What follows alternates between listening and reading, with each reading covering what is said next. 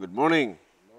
We are celebrating today the ascension of the Blessed Mother Mary according to Eastern and Western Church tradition. They both believe that the Theotokos or the title of Mary, Mother of God, has been ascended into heaven. In the Orthodox or the Eastern tradition, they use the word dormition of Mary. Dormition meaning the falling asleep of Mary. So both the source of all Catholic or Universal Church or the source of all Christendom all over the world, both the Eastern and the Western believe on this. Ang atong mga tatay sa simbahan nitoo about the ascension or dormition, the falling asleep of Mary. Pero subo palandungon nga kining mga anak na, mga sanga-sanga, mga shoots na, it's so hard for us to believe. O dili lang hard to believe, we refuse to believe. According to tradition, when I say tradition, it's not written in the Holy Scripture. When Mary fell asleep, they brought her to Jerusalem, and Thomas was not there. Si Thomas na sanang wala. 3 days after, Thomas arrived and went to the tomb of Mary. But at this time around, he didn't doubt anymore. Okay, the doubting Thomas was not doubting. And went to the tomb. He discovered that the tomb was empty. Yes, when you go to Israel, you will see there the tomb of Mary. That is why people would say, oh, Mary died because she got a tomb. But the story was not ending there. The story didn't end there. The continuation of the story was the tomb was empty. Thomas himself, the apostle who went to India, discovered the empty tomb of Mary. The church tradition, Eastern and Western church, before the schism, isa lang ang simbahan. The church, I would say, the church believed, according to tradition, that Mary ascended and was taken up to heaven. Ang iyang mama, gikuha gid siya sa iyang anak dito sa langit.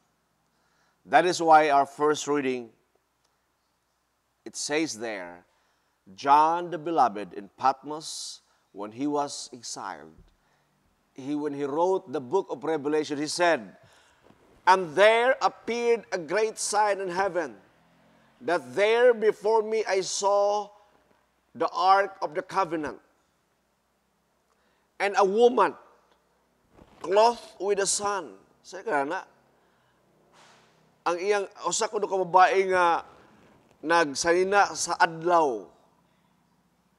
And I saw her that the moon was beneath her feet. Og nakita nako siya nga ang bulan naa sa iyang tiilan. And the 12 stars symbolizing the 12 tribes of Israel was around her head. So she is crowned with 12 stars. A woman clothed with the sun. The moon was beneath her feet, and the 12 stars was on her head. And that this woman, ningon diha, nga kaning she give birth to a son who will rule the nation with iron rod. That means Jesus Christ. nakitaan ko ni Juan ang inahan sa Dios nga si Mama Mary dito sa langit. She is the Ark of the Covenant. That is why the tradition believe both the Eastern and Western are all celebrating together today. They are celebrating with us. If we in CEC is celebrating on this, the Eastern Church, the Western Church, both celebrate on the 15th day of August. Karon, 15th day, ang entire Christendom, tibuok ang Kristohanos, tibuok kalibutan, nag-celebrate na ini.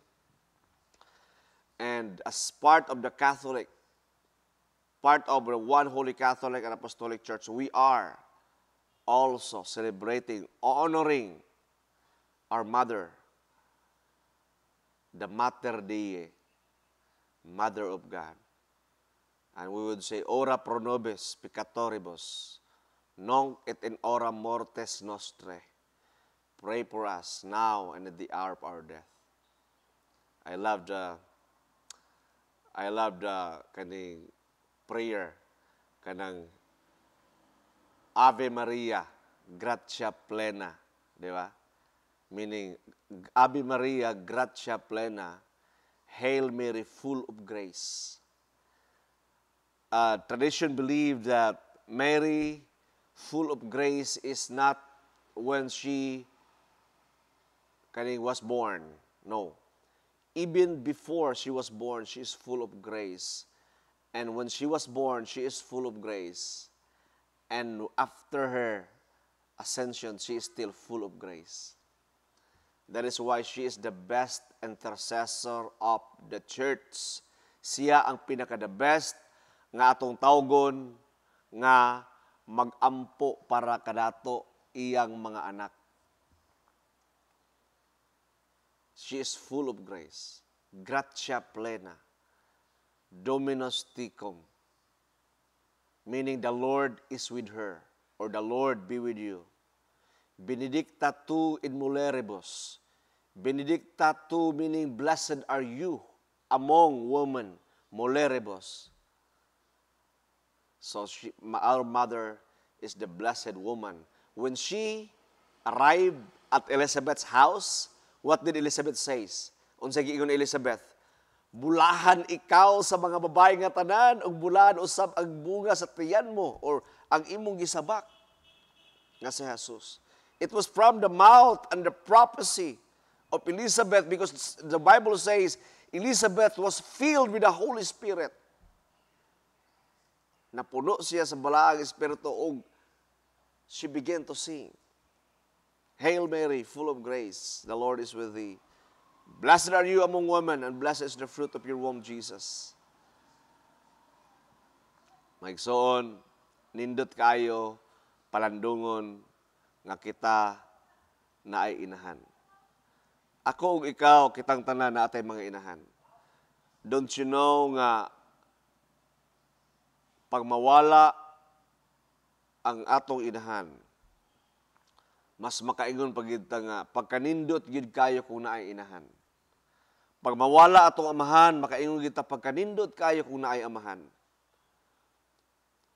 Pero just to be honest, vast majority of the people would miss their mama more compared to their papa. Di ba?